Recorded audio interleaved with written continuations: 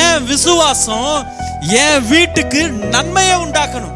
YONO படகுல ஏறுறான், நினிவேக்கு போவான்றாரு, தர்ஷிஷுக்கு கிளம்பி போறான். அந்த இடத்துல என்ன ஆகுது?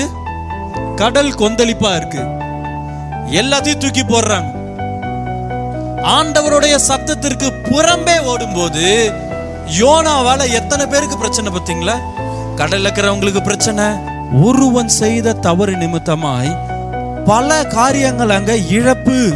நான் வழி விலகும் போது, தேவனுக்கு அருவருப்பான காரியங்களை நான் செய்யும் போது என் நிமித்தமா என் குடும்பம் கஷ்டப்படுது. கர்த்தர் நீதி உள்ளவர்.